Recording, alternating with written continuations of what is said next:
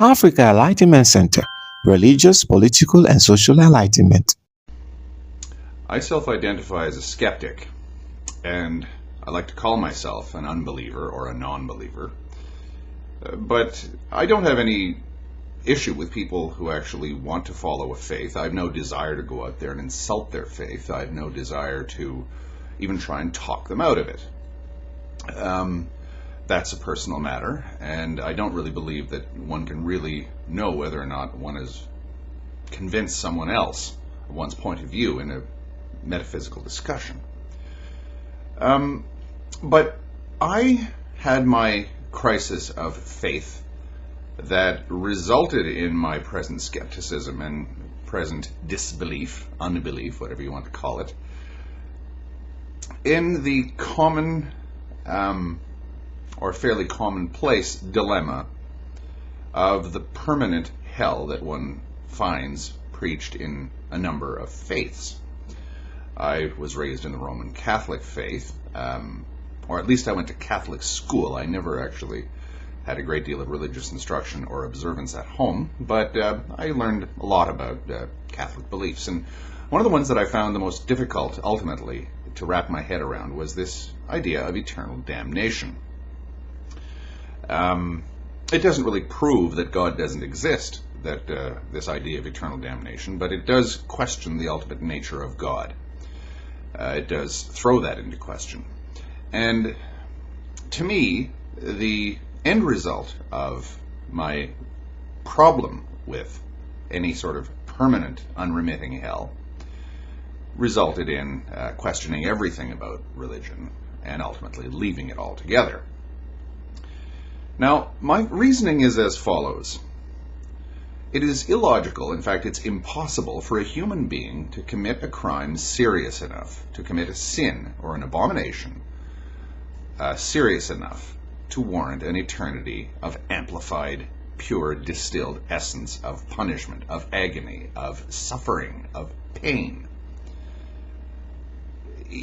A human being, a limited human being, simply doesn't have that kind of power, that capacity to do something so horrible as to warrant an eternity burning in hell, however you care to describe hell.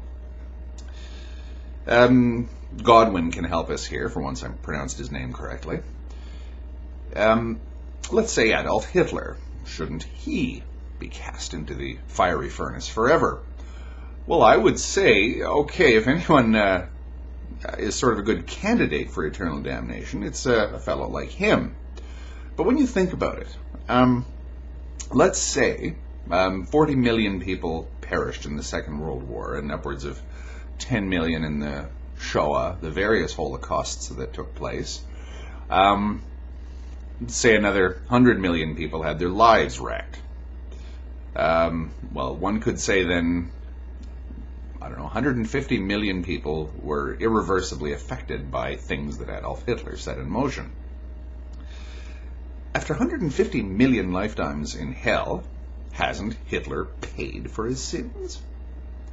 150 million lives of being burned to a cinder, having his skin ripped off and molten lead poured down his throat and hot pokers stuck in uncomfortable places.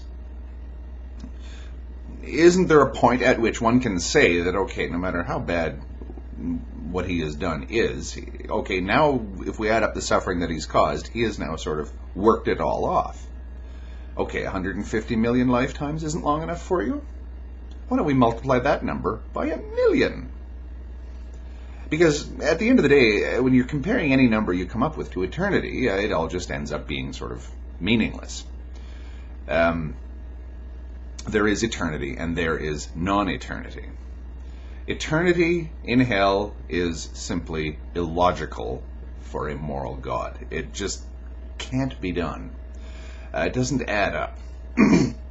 I pictured myself as a junior high school student talking to God, believe it or not, and sort of pointing down into the pit and saying, look, so-and-so down there who committed whatever sin he's committed has been sitting down there for 5 million years. I honestly think, and I'm not trying to tell you how to do your job here, God, but he's paid. How could he possibly why would you want him down there any longer? Whatever it was, say he murdered somebody or whatever, committed some terrible, horrible transgression. And I just pictured God saying, nope, he's never coming up no matter what. And I remember thinking, that is spite. That is petty. That's not a loving God. Or maybe he loves 99.99999% of the human race. But just like if a human were to save one life, you've saved the world entire, and when you kill one person, you've killed everybody. If one person is in hell, or it seemed to me, and it still seems to me, if one human being is in hell for all eternity, we may as well all be. That's the reasoning that sort of set the gears running that culminated in my present position of total skepticism and disbelief. Again, it's not fair to say that that all theists or all even Islamo-Christian, Judaic practicing people believe in a permanent hell. A lot of them see it just the same way I do, that this is illogical, that there shouldn't be a permanent hell. The Hindu faith seems to preach, or certain schools of it preach, that you're in hell as long as you feel like being there, because ultimately we are all where we want to be. Or you're there until you've learned your lesson. But inevitably we all end up in something that could vaguely be called heaven.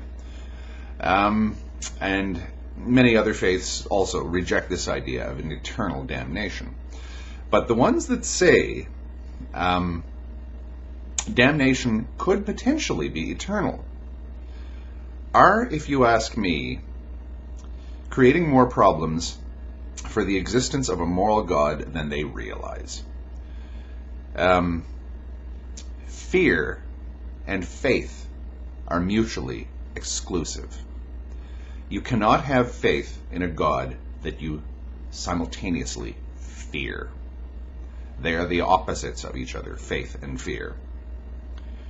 If there is even the remotest, tiniest, most far-fetched chance of ever ending up in hell, you've got something to fear. You've got something awful to fear. There goes your faith. And it's ironic that I sort of, even as a teenager, I remember thinking along these lines, well, me challenging this and saying, God, I'm going to challenge you here, and I'm going to say right to your face, I don't think that you're good. I don't think that you're as moral as you say you are.